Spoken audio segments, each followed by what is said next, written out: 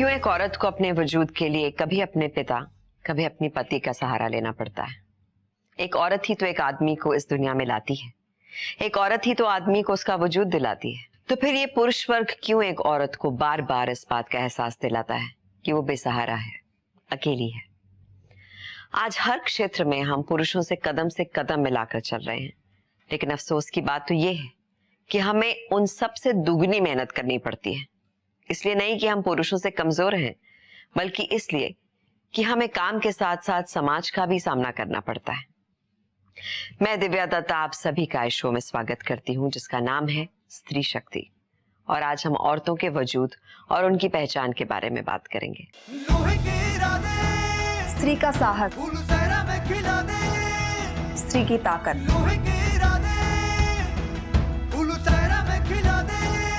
स्त्री का जज्बा, स्त्री शक्ति को सलाम करती हूँ।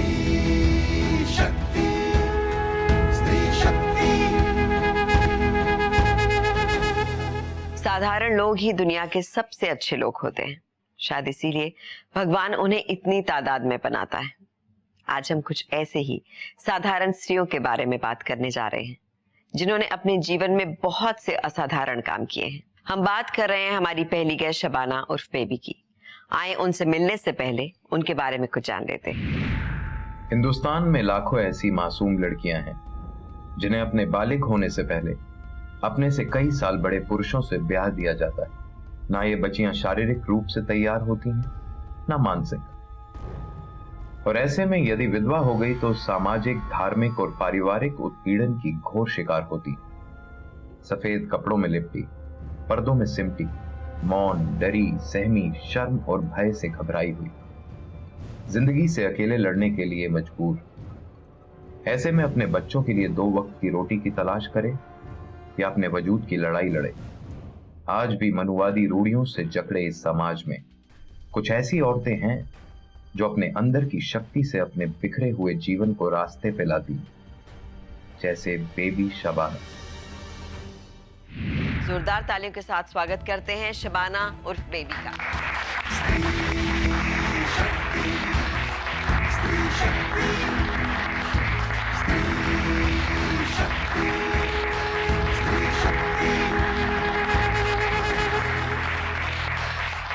प्यार से लोग आपको बेबी बुलाते हैं जी। बेबी नाम कैसे पड़ा? सबसे बड़ी मैं ही घर में थी और हमारे घर में बहुत साल के बाद में मैं बच्ची पैदा हो गई थी। मतलब मेरी माँ को जल्दी बच्चे नहीं हुए थे। कितने साल के बाद आप? तो भी 10 साल के बाद। 10 साल के बाद। कितने भाई बहन हैं आप? मेरे को मिला के 5 बहनें और 1 भाई है मेरा। कहाँ से हैं आप? अपने बारे में कुछ बताइए। मैं सातारा की रहने वाली हूँ जी। तो मेरे पापा पेंटिंग काम करते थे। पेंटिंग? जी हाँ, मतलब कलर करते थे, कलर पेंटिंग काम करते थे। और फिर उसके बाद में मेरे पापा का देहांत होने के बाद में हम लोग सातारा आ गए। तो आप लोग पढ़े, कुछ पढ़ाई की आपने? जी नहीं, मेरी तो नहीं पढ़ाई हो गई। आपके भाई बहनों की हुई? भाई की हो गई है, मेरे 9वीं। भाई ने 9वीं पास की? जी हाँ। और बहनों ने कोई पढ़ाई नहीं? मैं कोई 2री 3री ऐसा ही। और आपने? मैं तो कुछ भी नहीं। क्यों? खाली उनको संभालती थी, बहन भाइयों को। क्योंकि सबसे बड़ी थी? बड़ी थी मैं घर में। और फिर मेरी मम्मी काम करती थी, तो फिर बच्चों को संभालने वाला भी कोई चाहिए ना।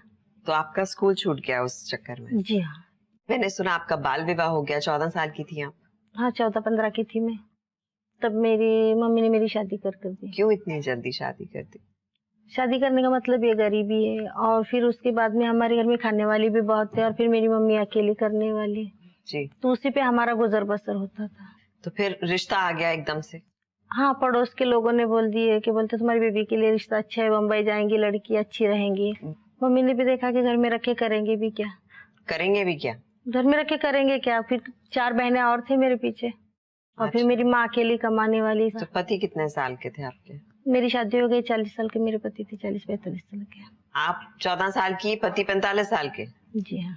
और आपकी माँ होंगी तकरीबन 50 साल की। तो अपनी उम्र, अपने बाप की उम्र की आदमी से शादी करवा दी आपकी? जो भी हो गया अपने तकदीर है।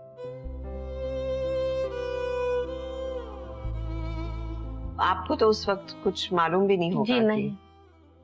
शौक होगा एक बच्चों वाला कि सजना है, दुल्हन बनना मतलब है। दुल्हन बनते, हम भी लोगों के शादियों में जाते थे, हमको भी ऐसा लगने का हम भी दुल्हन बनेंगे, हम भी ऐसे कपड़े पहनेंगे। हम भी इतने गजरे पहनेंगे, ऐसा शौक होता है। कभी आपको उम्र में इतना फर्क महसूस होता था कि नहीं होता था? बाद में महसूस होता था, लेकिन करेंगे क्या, जो तकदीर में था सो हो गया।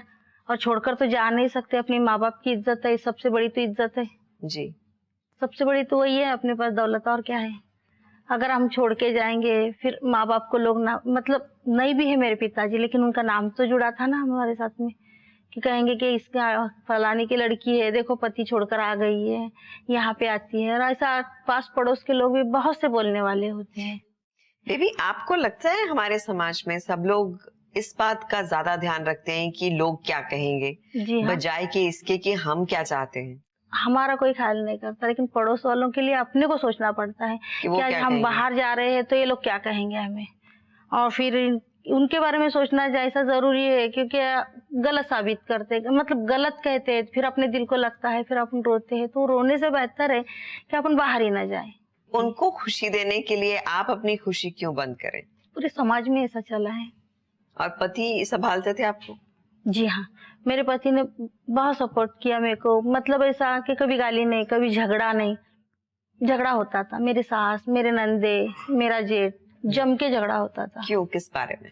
ये ऐसे तकलीफ में बच्चे रहेंगे, फिर ऐसा शोर शराबा घर में, तो फिर वो टाइम पे जैसा कि मैंने बहुत सा जिद की ना कि मैं बाहर निकलूंगी, मैं काम करूंगी मेरे बच्चों के लिए, मैं बच्चों को भूखा क्यों रखूं। मेरे पति ये ना ऐसा मोल मजूरी का काम करते थे, मिलता है तो किए है, नहीं तो 15-15 दिन घर में बैठे रहने के। तो घर कौन चलाता था? मेरे जेठ थे, जैसा गुब्बारे बेचते थे, लेकिन जेठ भी देकर कितना देंगे। तो घर आप संभालती थी जब पति काम नहीं करते थे? आपने तो मेरे काम पति शुरू किया? बीमार भी तो वैसे बहुत रहते थे। एक मर्तबा उनको टीबी की शिकायत हो गई, फिर अंबरनाथ उल्लासनगर यहाँ पर एडमिट करती थी। फिर वहां से उनका ट्रीटमेंट पूरा होने के बाद में लेप्रोसी हो गई उनको, तो यहाँ तक लेप्रोसी हो गई? हो गई थी। अच्छा। तो उसकी भी उसका भी इलाज करने के बाद में अच्छे हो गए, अच्छे होके मर गए वो। तो फिर उसके बाद? तो उसके बाद में क्या, तो मेरे पति मरने के बाद में भी तो बाहर निकलो तो लोग बोलने के, अल्लाह देखो ये कैसी चली है, इसको कौन बोलेगा विधवा है। क्यों, आप ऐसे क्या करती थी?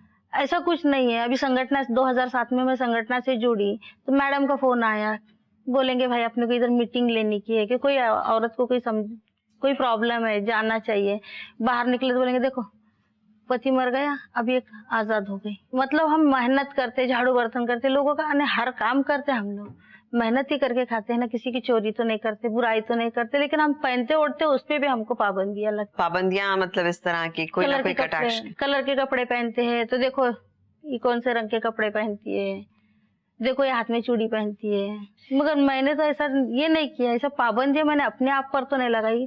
कहने वालों को कहते रहने तो जिंदगी भर सुनते आए, फिर जी। अपन क्यों सुनते रहने का उनका। और संगठन से जुड़ने के बाद में कुछ थोड़ी सी हिम्मत भी ऐसी आ गई कि दुनिया क्या चीज है, कि लोग कैसे, ऐसा समझ में भी आने को लगा। बाहर, घर के बाहर निकलने के बाद में, सबसे पहले घर के बाहर सिर्फ कमाने के लिए निकलते थे हम। हमारे घर काम करती थी आप पहले? झाड़ू बर्तन करती थी। फिर उसके बाद में जब झाड़ू बर्तन के काम में पुराने होने का, तो फिर दोपहर में उनका काम करने के, सुबह के राइस मिल का काम करने के लिए जाती थी। और फिर उसके बाद में सब्जियों का धंधा किए। सब्जियों का धंधा मैंने बहुत साल की, क्योंकि उसमें मेरे घर का पूरा होता था, मेरे बाल बच्चे खुशी से जीते थे। आपके यहाँ पर्दा सिस्टम भी था? पर्दा करके रहना पड़ता था? मेरी शादी के बाद में साल भर तो मैं घर में थी, पर्दा ही था, कहीं जाती नहीं थी, आती नहीं थी। मतलब कई कल्याण भी, मेरे ननद के यहाँ भी जाओ तो बुरखा लेकर जाती थी। बाद में धीरे धीरे सबको छोड़ दिया। जब हम लोगों के घर में काम पे जाएंगे, टोकरी सर पे उठाएंगे हम भाजी की, तो पर्दा कहाँ से करोगे। तो आप राइस मिल में जाती थी या भाजी का टोकरी इतना भारी उठा के? फेरी पे जाती थी, मेरी बच्ची छोटी थी, मेरे साथ में चलने की, कोई भी एक बच्चा मेरे साथ ले जाती थी मैं। बच्चा क्यों ले जाती थी साथ में? अकेले नहीं जाती थी मैं, क्योंकि मेरे को भी ऐसा कोई सपोर्ट को चाहिए। अगर वजन है तो कोई बच्चा हाथ लगाया, किसी को पुकार सकता है बच्चा। कभी चोट वोट लगी, गर्दन में चूक आई कुछ? जी हाँ, आज के तारीख में भी 2 मंथ में गैप है मेरे। अच्छा। दर्द होता है तो कभी रात में नींद नहीं आती। बच्चियों की शादी हो गई आपकी? जी हाँ, दोनों बेटियों की? दोनों बेटियों की शादी हो गई, दोनों बेटों की भी शादी हो गई। सबकी शादी कर दिया? जी हाँ। खुद अपने हाथ से? खुद कमाया, खुद किया? हाँ ना, बच्चों की शादी के लिए तो बहुत ही रिस्क उठाना पड़ा, ब्याज से पैसा लेना पड़ा मेरे को। ब्याज से पैसा कितना लिया आपने? ब्याज से एक लड़की की शादी के टाइम पे 25,000 लिया था, तो धंधे में फेंक दिया। हाँ, तो मेरा लड़का भी काम कर, मेरा लड़का जो बड़े वाला है, बचपन से उसने मेहनत की जी। जैसे मेरी माँ काम करती है, फिर मैं अकेला क्या करूंगा। जी। तो मेरा बच्चा भी कई पेप्सी बेच, कई कुछ चने बेच, कई आलू बेच, खट्टे आलू बना के बेचने का मतलब मैं बाहर धंधे को जाऊँ तो मेरा बच्चा कुछ ना कुछ तो शाम तक के 20 रुपए का धंधा तो भी करके रखता। देख अम्मी इतने बच्चे हैं, कितना मैंने किया हूँ। मतलब अपनी तरफ से जितना कर सकता था, छोटी सी उम्र में बड़े लड़के ने मेरे बहुत किया। बहुत अच्छी बात है। आजकल सुनने में कम आता है कि बेटे साथ मेरे बेटे ने साथ बहुत दिया मेरे को। हमारे माँ ने हमको बहुत दुख से हमको पाला पोसा, हमको बर्तन घसने की लोगों के, कभी कपड़े धोने जाने की किसके। हमारी परिस्थिति इतनी खराब थी कि कभी कभी हम खाना भी नहीं खाने के। जैसे जैसे मैं बड़ा होते गया वैसे मेरे माँ ने मेरे को सपोर्ट किया। अपने आप में जो शक्ति है ये बहुत है और हम बहुत बहुत गर्व महसूस करते हैं जो आप कर रहे हैं। जोरदार तालियां इनके लिए। एक नाबालिग लड़की जो सिर्फ 14 साल की थी, उसकी शादी उससे कुछ 30 साल बड़े आदमी से कर दी गई। कितने दुख की बात है। अब वक्त है एक ब्रेक का, तो हम आपसे मिलते हैं इसी नोट पर एक छोटे से ब्रेक के बाद।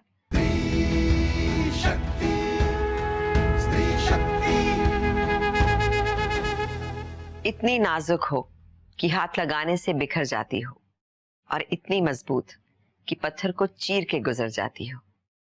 वेलकम बैक टू स्त्री शक्ति। और अब बारी है एक और नाजुक सी लेकिन बुलंद हौसले वाली स्त्री शक्ति से मिलने की। सविता एक ऐसी स्त्री शक्ति है जिन्होंने अपने वजूद की लड़ाई कई सालों तक लड़ी। अपने पति के देहांत के बाद अपने ही घर से बेघर हुई सविता ने हार नहीं मानी और हर मुसीबत का सामना किया। कहते हैं मौन औरत का आभूषण होता है और सविता ने यह साबित कर दिया कि एक औरत को कमजोर समझना कितनी बड़ी गलती होती है। सविता आज हर उस स्त्री के लिए एक उदाहरण है जो अपने वजूद की लड़ाई अपने दम पर लड़ना जानती है। हम सलाम करते हैं सविता को, उसके जज्बे को। तालियों के साथ स्वागत कीजिए सविता कामले का।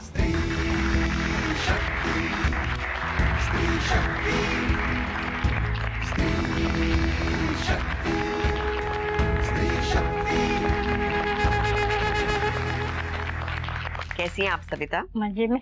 मजे में? आप बहुत प्यारी लग रही हैं। Thank you. तो पहले आपके बचपन की बात करते हैं। हाँ, बचपन बताइए कि क्या सुख था, क्या खुशियां थी? पापा मना बहुत अच्छे सर्विस करते थे, जो कलवा में नेशनल फैक्ट्री में काम पे थे जी। तो मैं सबसे बड़ी थी और पढ़ाई हुई, सब कुछ ठीक से चल रहा था। उसके बाद जो लॉकअप का सिस्टम हो गया कंपनी का, माना कंपनी को लॉक लग गया, फिर थोड़ा दिक्कत आ गई थी, बाकी सब सुख से चल रहा था। उसके बाद मैं 10वीं हुई। 10वीं के टाइम में हम लोग करजत में रहने को गए। जब भी हम पैदल चल के बांगनी में स्कूल में आती थी, जब भी मैं थोड़ा बांगनी शहर था और शेलो गांव था, उसमें थोड़ा डिफेक्ट था। तो सब जन ऐसे देखते थे, हम लोगों को पैंट शर्ट थे, हंसते थे, भाई कैसे लड़की चल रही है। जब भी मेरे जमाने के टाइम में पैंट शर्ट पहनना बहुत। आप पैंट शर्ट पहन के जाती थी? स्कूल में यूनिफॉर्म ही वही था, पैंट शर्ट का यूनिफॉर्म। अच्छा। लोग ऐसे थे जो बाजू वाले गाँव में जाके बदनाम करने के बारे में थे, जो मेरे मम्मी पापा ने समझ सकी। तो आपके भी पड़ोसियों ने कहना शुरू किया? अच्छे घर के लोगों को कैसे बदनाम करने का ये जो तरीका रहता था वो था मेरे घर में। जैसे कि अच्छी पढ़ी लड़की है तो उसको कैसे बदनाम करने का, मतलब वो नहीं कि भाई उसको खाने पीने का कुछ रहे, लेकिन वो बदनाम कैसे हुए लड़कियों के बारे में, ऐसा ही था। मैं पढ़ना चाहती थी, आगे पढ़ने नहीं दिया। गवर्नमेंट पोस्ट ऑफिस में इधर बॉम्बे VT में सर्विस आई थी, जो डायरेक्टली क्लार्क की। वो भी वो भी मम्मी पापा ने बोला नहीं, ये अगर जाएगी तो लड़के से मिल जाएगी, ऐसा कुछ भी नहीं है। तो भी मेरी कैंसिल करवाई, नहीं करने का नौकरी। उसके बाद स्कूल में एक बार बुलाया डायरेक्ट हेड टीचर ने, बोला आप सीधा ज्वाइन हो जाइए, आपकी पढ़ाई हम लोगों को अच्छी लग रही, बच्चों को जैसे समझ के पढ़ाना है वो आप में टैलेंट है, तो आज से ज्वाइन हो जाइए। उस टाइम भी बोला नहीं जाने का। फिर लड़की ने बाहर से निकलने का नहीं पढ़ने को देते आगे, नहीं कुछ करने देते, और ऐसे ही घुट के मरने का है। इससे अच्छा मैं भाग के जाऊँ, ये हिम्मत पकड़ के मैंने तय कर दिया। मेरा आदमी पढ़ा लिखा नहीं था, एक दोस्त करके स्कूल में जैसे दोस्त रहते उस दोस्त करके मैं बात करती थी, लेकिन मेरे को बदनाम किया कि इसका और उसका कुछ है। उस बार से मेरे को बहुत टेंशन हुआ। 1 साल के बाद ऐसे लोग बोलने लगे कि कुछ अफेयर चल रहा है, इनका अफेयर चल रहा है। मैं बदनाम हो गई। ये सुन के मैंने खुद ने अपनी लव मैरिज भाग के की। उसी लड़के से? तो घर वाले इसके अगेंस्ट थे? मेरे घर वालों का आज तक रिश्ता बंद है। मम्मी पापा सामने रह के मेरे से बात नहीं करती आज तक।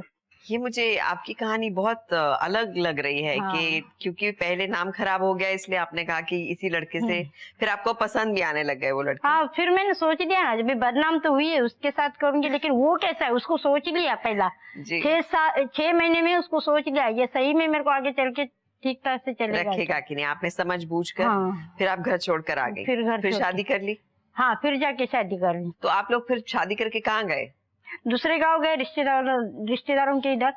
वहाँ उन्होंने रहने दिया आपको? हाँ, एक एक जन के इधर 2 महीना इधर 2 महीना उधर, ऐसा करके साल कैसे वैसे निकाला और फिर वापस तंग आके घर में आ गई। जो मेरे मैके वाले बहुत ही तंग करते थे, इसको सुपारी देके उसको दोनों को भी खत्म करने का, हमारा नाम बदनाम कर दिया। ये लड़की ने ऐसा करके बहुत तंग कर दिया। आपको मारने का भी हाँ, बहुत बहुत कुछ किया। उन लोगों में कुछ भी उन लोगों ने कम नहीं रखा जो हम दोनों को खत्म करने का। फिर कैसे चली आपकी गाड़ी? फिर भी हिम्मत से चली। शुरू में उन्होंने भी मेरे को साथ बहुत दिया, बाद में खुद वो भी तंग आया, ये क्यों किया मैं ये लड़के के साथ शादी, ऐसा वो भी खुद बाद में मेरे को बोलने लगा आदमी। अच्छा। फिर हम लोगों को 3 बच्चे पैदा हुए, पहली लड़की, दूसरा लड़का, फिर लड़की जी। तीनों बच्चे अच्छी तरह से चलता था, जो भी कमाते थे उसमें हमारा घर चलता था। उसके बाद उनको अचानक में हार्ट अटैक का झटका आ गया आपके हस्बैंड को, फिर वो चले गए। कितने साल के थे? 10 साल के बाद, शादी के 10 साल के बाद, सब कुछ 10 साल में खत्म हो गया था। उसके बाद मैंने सोचा अभी घर तो छोड़ने का ही है।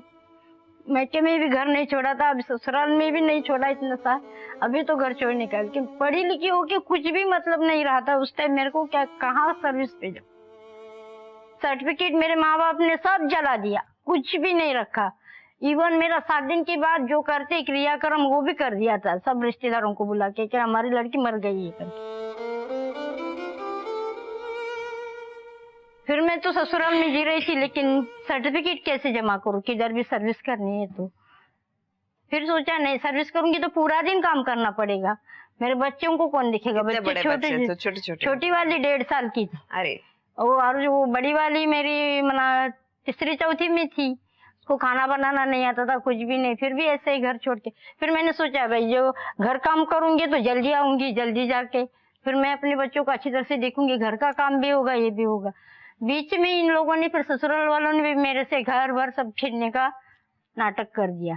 फिर लड़का तो हमारा गया, फिर तेरे को रहने से क्या मतलब है, निकल जाए यहाँ से, घर से निकाल दिया। हमारा आपके ससुराल में सास थी, ससुर नहीं थी। ससुर पहले ही गए थे, देवर थी। फिर मैं वही गांव में, लेकिन बाजू में रूम लेके रहने लगी। पैसे कहाँ से आए? पैसे ऐसे ही अपना घर काम करके उस पे ही चलाती थी पूरा घर। दिन में से शाम को जब आती थी, जब पूछते थे मम्मी अभी कुछ दुकान में राशन लेने का और भर के रखने का, ये हमारे नसीब में था ही नहीं कि पूरा महीने का किराना भरे लेकर।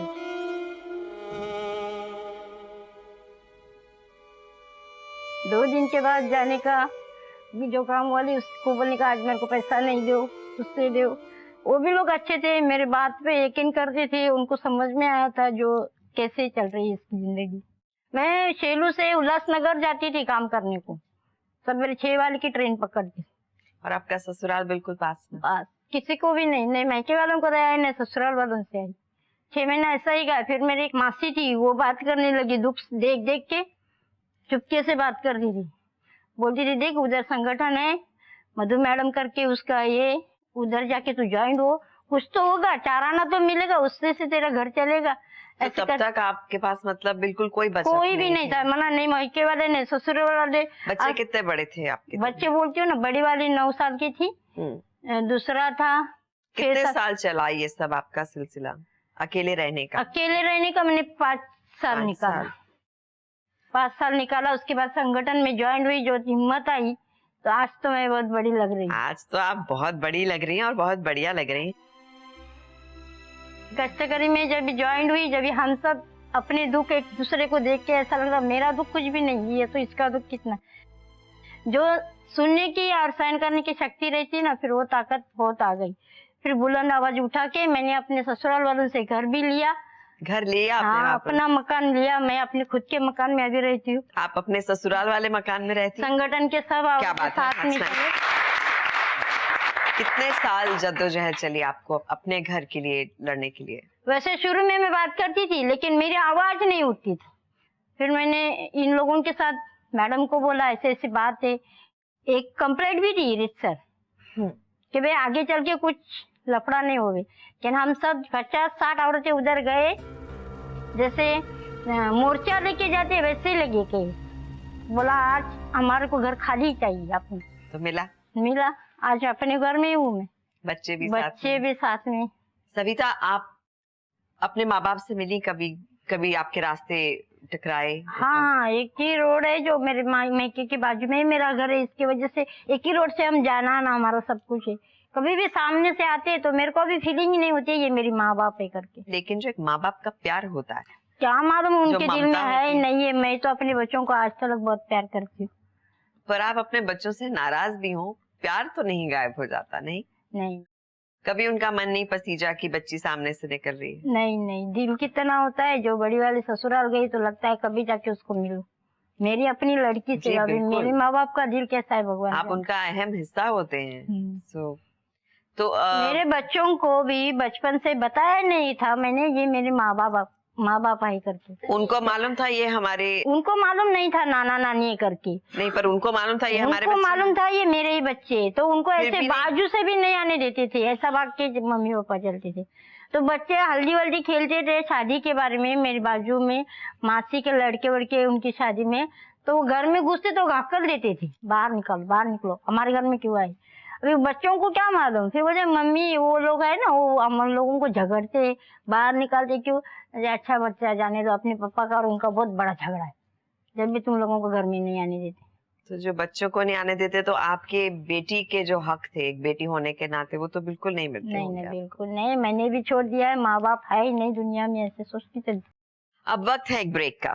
ब्रेक के बाद हम बुलाने जा रहे हैं मधु बिरमोले को, जो उस संगठन से जुड़ी हुई हैं जिससे ये दोनों साहसी महिलाएं जुड़ी हैं। आप कहीं भी मत जाइएगा।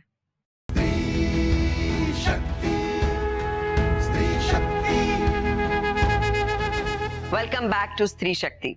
हम बात कर रहे हैं कुछ ऐसी महिलाओं से जिन्होंने अपने वजूद के लिए घमासान लड़ाई की, और इसीलिए ये हमारी स्त्री शक्ति की मिसाल हैं। और अब हम बुलाने जा रहे हैं मधु बिरमोले को।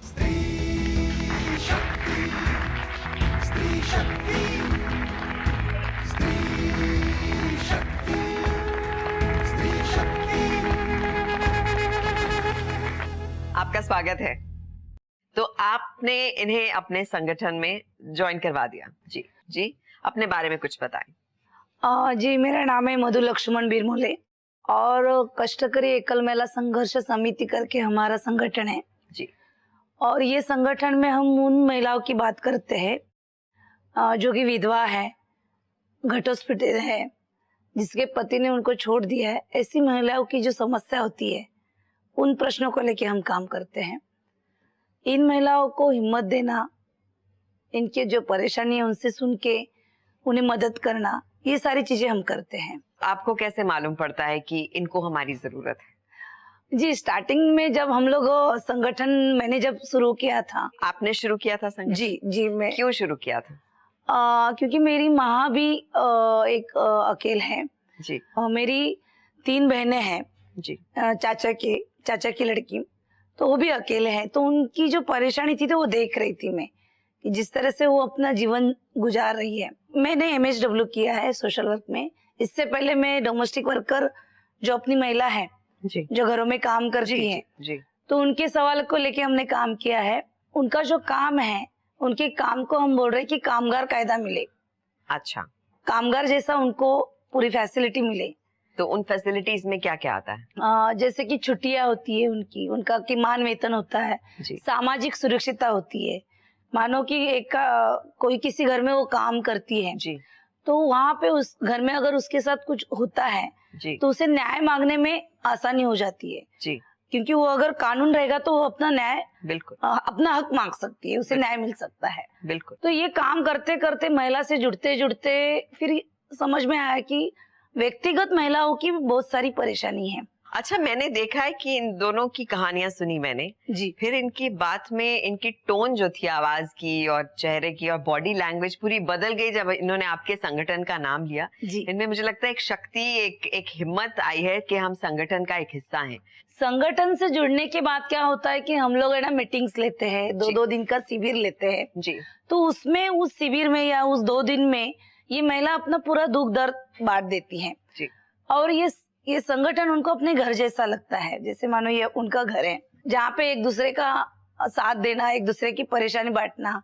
जैसे एक बात बता रही हूँ, इनके बारे में थोड़ी सी बताना चाहूंगी कि इनका घर का हक जो है, पति गुजर जाने के बाद उनके पति का जो घर था, जो उसके ऊपर पूरा इनका और इनके बच्चों का हक था, परंतु ससुराल वाले ने बिल्कुल दिया नहीं उनको। बिल्कुल। तो फिर हमने वो लड़ाई की, हमने केस एफआईआर किया उनके खिलाफ और इनका अधिकार दिला। काफी 3 साल तक हम लड़े, 3 साल तक लड़े। देने के बाद भी, कोर्ट ने ऑर्डर देने के बाद भी वो लोग नहीं दे रहे थे। तभी फिर हमारे संगठन के महिलाओं को जुड़ के हमने मोर्चा निकाले, जैसे दादागिरी बोलते हैं, दादागिरी। हाँ, दादागिरी, ये दादीगिरी हो गई। हाँ, क्योंकि हमारा घर था और कोर्ट्स ने भी कहा था कि इनको इनका घर दिया जाए, तो फिर उनका कोई अर्थ नहीं था हमारा घर उन्होंने रखने का। तो हक की जो बात होती है वो आपने इन्हें दिलवाया। जी। और क्या इश्यूज लेकर आपका संगठन आता है? डोमेस्टिक वायलेंस वगैरह भी सब आप जी देखते हैं? बिल्कुल बिल्कुल जी। वो तो है ही है। उनके साथ मारपीट होती है, मारपीट तो होती है, सविता, कभी आपके साथ हुआ वायलेंस? या वो खुद बताएगी। एक बार दिवाली थी, दिवाली में सब औरतें लक्ष्मी पूजन को नया साड़ी पहनते, नई साड़ी पहनने का और नया पूजन होने का। तो उसमें बोला था मैंने आदमी को 4 बजे घर पे आ जाऊंगी। जी। कुछ बातें ऐसे हुई तो उधर ही देरी हो गई कि इसी बात पे मेरे आदमी ने उस टाइम कुछ नहीं पूछा। शाम को आई तो बोला क्यों लेट हुई, गाड़ी चली गई। मैं बोला अरे गाड़ी ना स्टेशन पे आई और गाड़ी छूट गई, अभी क्या करो, चलो जाने दो, आज लक्ष्मी पूजन है, घर का काम पूरा वो निपाटने का, पूजा करने की। उसके बाद सब हो गया, पूजा वूजा हो गई। शाम को सोने के टाइम ये पी के आया, जो गुस्सा आया, जोर जोर से एक जो फाइट मारी, पूरा चारों के चारों दांत मेरे हाथ में, इतने खून से पूरा। मेरी सास भागी, ननंद भागी, बोले अरे करता क्या है, इसका माँ बाप सामने इतना खून निकल रहा है, उसको मार दिया, क्या हुआ क्या हुआ। देखते तो पूरा दांत आ गया पूरा हाथ में। जब से मैं ऐसे बिना दांत की हूँ। मुसीबतें चली जाती हैं, आप उन पर मुस्कुरा सकते हैं क्योंकि अब आप बहादुर हो गए। अभी मना वो सब समझ में आया। बहुत दुख हुआ था, पर अब बहुत ऐसा तो लगता था 1 महीना घर से बाहर ही निकलने को दिन नहीं हो रहा था। दांत ही पूरे गए, सामने के चारों के चार, 2 ऊपर से 2 नीचे से। नीचे वाले नहीं दिखाई देते लेकिन सामने वाले जो थे वो तो दिखाई देते थे। आदमी का नाम नहीं बदनाम कर सकते, आदमी परमेश्वर है ना। आप मायके में कह सकती हैं, ना आप पति से कह सकती हैं, कोई ना आप बात ससुराल में कह सकती हैं। एक ही जो थी, जो सहेलियां, उनसे भी जब भी मिलूं जब भी बात करूं। आप कुछ बताएंगी कुछ केसेस के बारे में जहां आपने डोमेस्टिक वायलेंस में मदद की? हाँ जी हाँ। जाने में जब मैं अपने संगठन से जुड़ने के बाद में 2 साल के बाद में एक ऐसी केस आई, तो उस वक्त मैडम भी नागपुर गए हुए थे, मतलब ये दोनों नागपुर गए हुए थे, और फिर मैं और एक मेरी सहेली है। तो उनका ऐसा केस था कि वो आदमी जो था उसके 5 बच्चे थे, तो उसका कहना ऐसा था कि मैं इसको छोड़ूंगा और दूसरी शादी करूंगा, और उसके माँ बाप सरी के हमारे पास आने की कि बोलो ना इसको कुछ करने के लिए, ये हमारे बच्ची की जिंदगी बर्बाद करता है। उसको बहुत मरतबा, 2 मरतबा 4 मरतबा समझाया तो नहीं समझता था वो। फिर हमने क्या किया, अब ये लोग तो नहीं थे यहाँ पे, मैडम भी नहीं थी जी। तो साठे मेडल के हमारी एक सहेली थी, मतलब हमारे ग्रुप की लीडर थी वो, तो उसको हमने बुलाया और उसको लेकर फिर मैं और सलीमा खाटी और साठे ऐसा तीनों मिलकर गए। तो बोले क्या करेंगे हम, तो बोले तुम साथ में चलो, जो भी करने का है मैं करूंगी। जी हाँ जी। मैं करूंगी, सिर्फ साथ में चलो, मेरे को सपोर्ट करो ऐसा। तो वहाँ पे गए तो बोलता है हाँ, बोलते तुम दादागिरी करने के लिए आया ऐसा है। तो बोले देख भाई दादागिरी तो है नहीं है, लेकिन एक बात है, तू शादी करना चाहता है ना तो तू बिंदास शादी कर, हम तेरे को मना नहीं करेंगे। ये तेरे 5 बच्चे हैं, 5 बच्चे सब लड़कियां होंगी, लड़कियां ही थे। तो बोले 5 बच्चे हैं, एक काम कर तेरी बीवी को मत दे, तेरे 5 बच्चों के नाम पे 5 लाख रुपए डाल। तो बोलते क्या तुमने क्या हमारे पास रखने के लिए दिया है क्या? तो ठीक है, बोले नहीं देता है ना। तो बोलो एक काम करेंगे, हम पुलिस स्टेशन फोन कर रहे हैं, हम तुम्हें लेकर जाएंगे। तो बोलते हाँ बुलाओ तुम पुलिस को। तो फिर हमने मैडम को फोन लगाया, उसे क्या बताए कि हम किसको फोन लगा रहे हैं। उन्होंने मुझे फोन लगाया और ये कहा बाहर जाके कि हम पुलिस को आप बुला रहे पुलिस हैं। की भूमिका में बात कीजिएगा।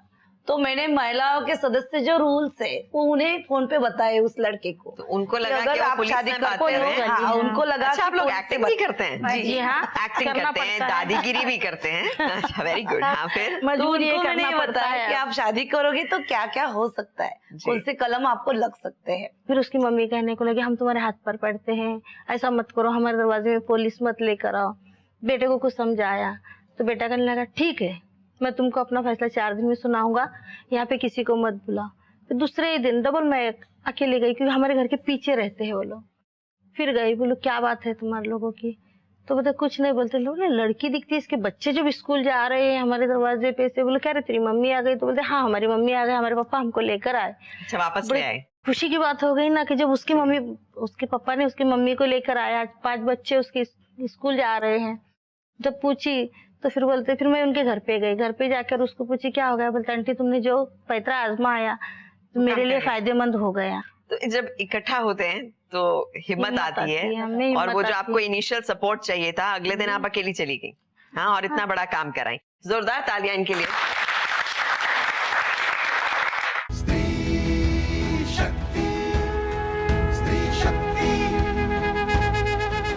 Welcome back. हम बात कर रहे हैं औरतों के वजूद की, उनके हक की। इसके पहले हम आगे बढ़े, आइए मिले एक और साहसी महिला से। मेरा नाम सुरेखा उत्तम साबड़े है। मैं सांगली जिला के हूँ। बदलापुर में मेरा बाप हमाली का काम करता था। जिधर विधर भी कुछ एक्सीडेंट होता है, पटरी पे कोई मरता है गाड़ी के नीचे, उसको उठाने को बुलाते थे। चालू गाड़ी से गिरते थे तो उसका पैर इधर, हाथ इधर, सब अलग अलग टुकड़ा इधर उधर भी करके गिरता था। तो हम लोग को उठाने में उसको तकलीफ होता था। मरेले को उठाने को जाते तो हम लोग को जब 7 रुपया मिलता था, और अगर 7 रुपया मिला तो हम लोग बहुत खुश होते थे। हम लोग को 7 रुपया मिलेगा जब हम लोग होटल में खाए जाते थे राइस प्लेट खाने को। 5 रुपये को राइस प्लेट मिलती थी और हम वो राइस प्लेट खाते थे। उसके बाद ऐसा करते करते करते 12-13 साल हो गए। फिर मेरा बाबा ने मेरा शादी एक गरीब घर में ये किया, तो मेरे को लगा अभी अच्छा होगा, मेरे को आराम का दिन मिलेगा, सुख का दिन आएगा। पर मेरे को ऐसा नहीं हुआ, और उधर जाके और ज़्यादा मेरे को तकलीफ हो गई। तो उसके बाद मेरे को लड़का हुआ।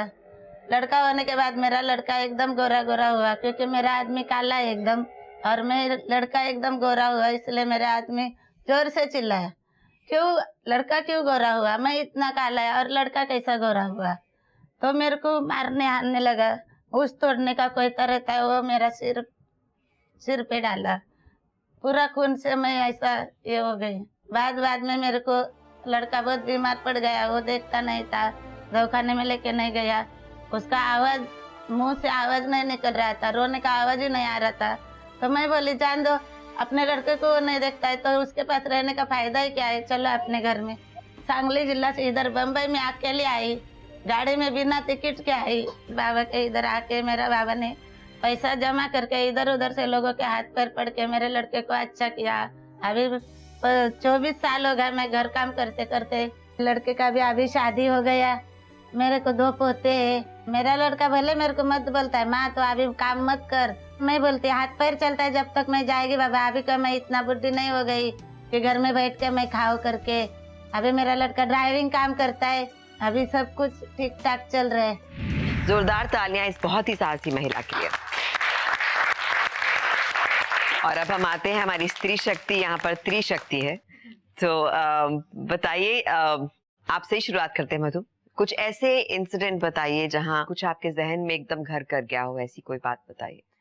2005 में जो बाढ़ आई थी जी, उस बाढ़ में एक लड़की थी, उसके माँ बाप वहाँ उस बाढ़ में चल बसे, तो अकेली रहती थी वो जी। करीबन कुछ 12-13 साल की थी वो। तो उनके नेबर थे, उन्होंने उनको पाला था, और वो जो आदमी था जिसने उसको पाला था, वो आदमी उसको बेटी के जैसे, पूरा मोहल्ला जानता था कि ये बेटी के जैसे रख रहा है उसे। परंतु अंदर वाली बात बहुत अलग थी। हमारी एक वहाँ पे एकल महिला बहना है, तो उसकी लड़की और वो लड़की के साथ दोस्ती थी। तो एक दिन उसने भी अपने लड़की की जैसी लड़की है, तो होली के त्योहार को उसने अपने घर पे बुलाया। तो फिर उसने रात को ये बात उस लड़की को बताई कि चाचा जो है मेरे साथ बहुत गंदा बर्ताव करते हैं, पर लोगों को कुछ पता नहीं है। तो फिर ये बात बताने के बाद हमारे वो एकल जो हमारी रत्नमाला थी, उन्होंने उसको उनके घर पे लेने के बजाय सीधा पुलिस स्टेशन लेके आई और कहा कि बच्ची देखो क्या बोल रही है। तो तभी उसने पुलिस को अपनी स्टेटमेंट दी कि मेरे साथ मेरे चाचा क्या करते हैं। उनके घर में और लोग कोई नहीं था, अकेला चाचा? अकेला था, बुढ़ा था। बच्ची ने इससे पहले हिम्मत ही नहीं कर पाई। तो चाचा को जेल हो गई फिर? जी। और जी, फिर जी। उनका क्या हुआ, बच्ची का क्या तो हुआ? बच्ची अभी हम लोग ने बोर्डिंग में डाला, हमारे संगठन से हमने उसको अच्छे बोर्डिंग में डाला। बहुत खूबसूरत लड़की है, अभी वो बड़ी हो चुकी है और अभी बैटमैन में वो फर्स्ट नंबर आई है। बहुत तो अच्छा। ये बहुत अच्छी बात है। सबका सहारा आप बन रहे हैं, आप लोग एक साथ मिलकर। आई थिंक जब बहुत सारे बेसहारा लोग एक साथ होते हैं तो इस तरह की शक्ति बनती है। जी, आप कुछ बताना चाहेंगी? आप बहुत शांत तो खैर ठीक, लेकिन इन शांत आंखों के पीछे कुछ मुझे एक उदासी, एक मायूसी सी नजर आती है। ये आप दोनों में क्या फर्क लगता है मुझे? आप दोनों ने बहुत तकलीफें सही हैं अपनी जिंदगी में, लेकिन उन्होंने उसे अपना भूतकाल बना दिया है कि वो हो गया, वो अब हिम्मत से हैं। आप अभी भी हल्का सा जो है वो बोझा ढोकर चल रही हैं, या ऐसा मुझे लग रहा है? जी नहीं, ऐसा कुछ भी नहीं है। कुछ तो है, पूरे चेहरे पर लिखा है। ऐसा क्या है जो आपको तकलीफ दे रहा है अभी भी? कुछ तो बोलिए ना, ये आपका मंच है। देखिए मैडम, आप खामोशी ऐसी है कि इतनी रो चुकी हूँ मैं जिंदगी में कि अब तो आंसू मेरे सूख गए हैं। अब तो यही उम्मीद कर कर चलती हूँ कि मैं लोगों के औरतों के आंसू पोंछ चुकी हूँ, अपने बहनों को इकट्ठा करूँ, उनकी मदद करूँ, जितने भी मुझसे बन पड़ता है, इतनी उम्मीद लेकर चलती हूँ। मुझे आपका जोश और जज्बा बहुत पसंद आया। हमारे स्टूडियो में सलीमा जी मौजूद हैं और वो हमसे कुछ कहना चाह रही हैं। सलीमा जी नमस्कार। सलाम अलैकुम जी। मेरा आदमी गुजर गया तो मेरी एक लड़की 4 महीने की थी जी। और फिर एक लड़की मेरी 1.5 साल की थी, एक लड़की मेरी 3 साल की थी। वही समय बाहर निकल के हाथ को चीन, हमारे लोग में 40 दिन बाहर नहीं निकलते, घर में ही रहना लगता। मगर अभी मेरी बहुत मजबूरी थी, मेरे बच्चे बहुत छोटे छोटे थे। फिर मैं वैसे निकल गई, 3 दिन में मैं घर में नहीं बैठी, मेरा आदमी गुजर गया। फिर वैसे काम करने लगी, फिर वैसे करके बच्चे लोग को पाली मैंने। पालने के बाद में फिर संगठन में गई। संगठन में जाने की वजह से मेरे में बहुत शक्ति आई, दिल मजबूत करी और रोना बिना सब छोड़ी और मजबूती होके सब संगठन को जमाने लगी।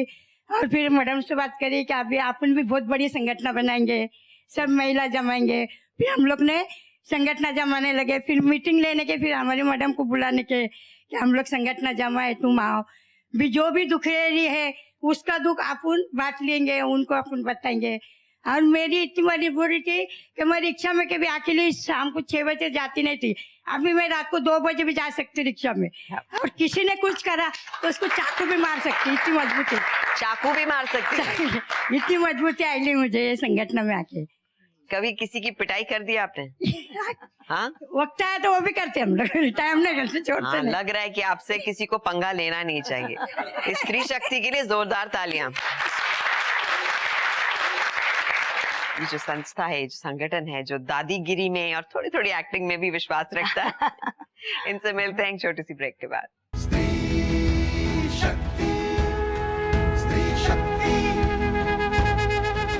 वेलकम बैक टू स्त्री शक्ति।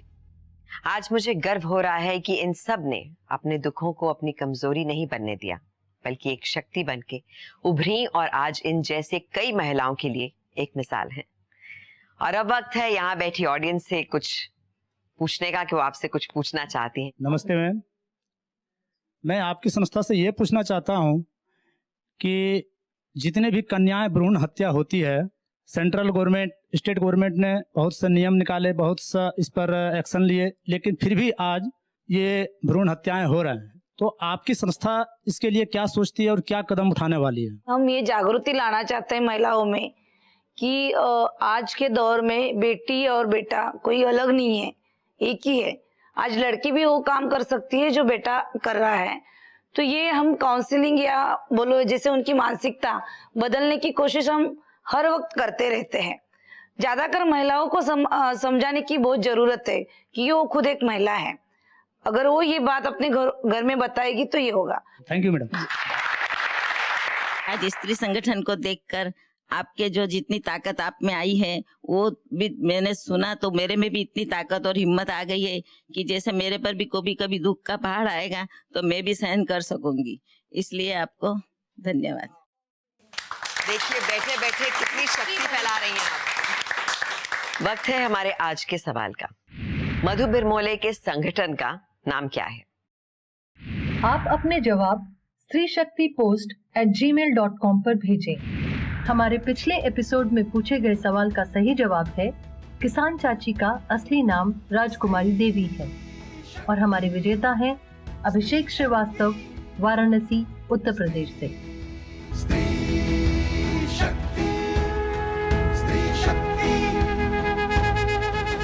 वेलकम बैक टू स्त्री शक्ति। हम बात कर रहे हैं नारी शक्ति की, एक ऐसी शक्ति जिसे हम जानते तो हैं लेकिन मानते नहीं हैं। वक्त है कुछ और खास लोगों से मिलने का और उनके विचार जानने का। सबसे पहले तो मैं ताली बजाना चाहूँगी आप दोनों के लिए, शबाना और सविता के लिए। इतनी हिम्मत और इतनी अपने आप में जो फेथ होता है वो नारी में ही होता है। चाहे कुछ भी हो जाए वो अपने पे भरोसा कभी नहीं छोड़ती और मैं यही कहूँगी छोड़ना भी नहीं चाहिए। मैं भी सिंगल पेरेंट थी, अकेली मैंने अपने बच्चों को पाला है। ना मेरे माँ बाप थे मेरे साथ, कोइंसिडेंटली कि उनकी डेथ हो गई। मेरे घर में किसी का सपोर्ट नहीं था। डिवोर्स लेना या अकेले रहने का डिसीजन लेना ये बहुत बड़ी बात होती है। उसके लिए आपके घर में कोई सपोर्ट नहीं करेगा। सब यही कहेंगे बेटा यही हमारी ज़िंदगी है, ऐसे ही जी लो, सब जीते हैं आप भी जी लो। डिवोर्सी का जो टैग होता है ना वो सडनली ऐसे देखते हैं जैसे पता नहीं इसको कोई बीमारी हो गई है। मेरी हमेशा एक ही बात थी कि ये सोसाइटी मुझे खिलाने नहीं आती। मैं खुद कमाती हूँ, खुद अपने बच्चों को परवरिश देती हूँ, खुद अपना ध्यान रखती हूँ, तो मैं किसी को आंसरेबल नहीं हूँ। मैं किसी को आंसरेबल हूँ तो वो मेरे बच्चे हैं। वो शब्दों के एकदम एक्सट्रीम है, वो बहुत ज़्यादा अच्छी है, बहुत लॉयल है एंड वेरी लीनियंट है। वो मेरे साथ फ्रेंड के जैसे रहती है क्योंकि जब मुझे खेलना था वो मेरे साथ खेलती है। वो बेस्ट है और मैं बहुत पसंद करता हूँ। I love her, I love you too much mama. ये आसान सफ़र नहीं था। मेन थिंग मुझे अपने आप में फेथ था। मेरे पापा ने हमेशा कहा कुछ भी हो जाए हार मत मानना, बदतमीजी नहीं करना, डिसरिस्पेक्ट नहीं करना। लेकिन होता है ना, अत्याचार सहना भी गलत है। आज मैं जैसे जी रही हूँ मैं बहुत प्राउड फील करती हूँ अपने आप पे और यही कहूँगी कि हर माँ बाप अपनी बेटियों को अच्छी शिक्षा दें, इतना इंडिपेंडेंट बनाएं कि वो अपने लिए कमा के खा सकती है, इज्जत की ज़िंदगी जी सकती है। Thank you very much. ये अवार्ड मेरे लिए बहुत मायने रखता है। बीइंग एन एक्ट्रेस मुझे लगा कि मैं ऐसा कुछ करूं, कुछ जिंदगियां बदले या कुछ जिंदगियां संवर जाएं, इसलिए मैंने फिल्म बनाई है ये दूरियां। तुम्हारे सारे दोस्तों को पता है कि तुम्हें क्या पसंद है, एक मैं ही हूँ जिसे ये नहीं पता कि उसकी बीवी को क्या पसंद है। ये कहना चाहती है तो मार देंगे तुम और तुम्हारे बच्चे। तुम जानती हो मेरी जिंदगी की सबसे बड़ी मिस्टेक क्या है? तुम। It's a story about single mother falls in love and मेरा टाइटल है love after divorce, is it a crime. तुम्हें शादी करनी है और इसलिए नहीं क्योंकि मैं सोसाइटी से डरती हूँ, क्योंकि ये सो कॉल्ड सोसाइटी ना मुझे ना मेरे बच्चों को पालती है। और मैं अपने आप पे बहुत गर्व महसूस करती हूँ कि मैंने ये चीज़ की और भगवान ने मेरा साथ दिया, इसलिए दिया क्योंकि मुझे अपने आप पे भरोसा था। देख बेटा, अगर वो तुझसे सिर्फ बड़ी होती ना तो मुझे कोई एतराज नहीं था। अगर वो डिवोर्सी है और ऊपर से 2 बच्चों की माँ। मुझे फिल्म रिलीज के बाद इतने सारे मेल्स, इतने सारे मैसेजेस आए कि मेरी फिल्म देख के बहुत सारे लड़कों ने शादी की है। इतने सालों तक तो तुमने कभी पूछा नहीं कि तुम्हारे बच्चे कैसे हैं? अब आए बाप का फर्ज निभाने। बहुत सारी सिंगल औरत जिनका डिवोर्स हो चुका है, उनकी शादियां हुई हैं and they are very happy. तो मैं बहुत बहुत अपने आप को मतलब प्राउड फील करती हूँ कि मैंने बहुत सारी ज़िंदगियों को टच किया है। और आज भी मैं यही चाहती हूँ कि मेरा इंटरव्यू देख के अगर किसी लोगों की लाइफ चेंज होती है तो प्लीज़ हो, और अगर आप उन्हें सपोर्ट करना चाहते हैं, आपके आसपास अगर आपने ऐसा देखा है तो प्लीज़ आप पहल कीजिए और उन्हें सपोर्ट कीजिए। इन बहुत ही शक्तिशाली बहादुर महिलाओं से मिले हम। आज मैंने देखा जो हमारी यहाँ लाइव ऑडियंस बैठी है वो बहुत इम्पैक्ट हुए इनकी बातें सुनकर। आपके जरिए, हमारे कैमरा के जरिए, इस प्लेटफॉर्म के जरिए लाखों लोग आज आपको देख रहे हैं और आपसे इंस्पायर हो रहे हैं। मैं चाहूंगी जितने लोग अपनी तरफ से कुछ भी सहायता इनके संगठन में करना चाहें तो जरूर करें। मुझे लगता है बूंद बूंद करके जो इनको हमेशा मदद मिलेगी। तो हम आपके साथ हैं, हम आपके पीछे हैं और हम बहुत बहुत गर्व महसूस करते हैं जो आप कर रहे हैं अपने लिए, अपनी सोसाइटी के लिए, अपनी बहनों के लिए। Thank you very much. मानती हूं सबको सब कुछ नहीं मिलता, लेकिन कुछ कुछ सबको जरूर मिलता है। जरूरत है तो सिर्फ जिंदगी जीने की चाह की। आज हमारे शो पे इन सबको मिलके हमें ये तो पता चल ही गया है कि एक औरत अपने वजूद की लड़ाई खुद लड़ सकती है। आज के लिए बस इतना ही। अगले एपिसोड में हम फिर मिलेंगे एक और स्त्री शक्ति से। तब तक के लिए अपना ख्याल रखें, खुश रहें, मुस्कुराते रहें। शब्बा खैर।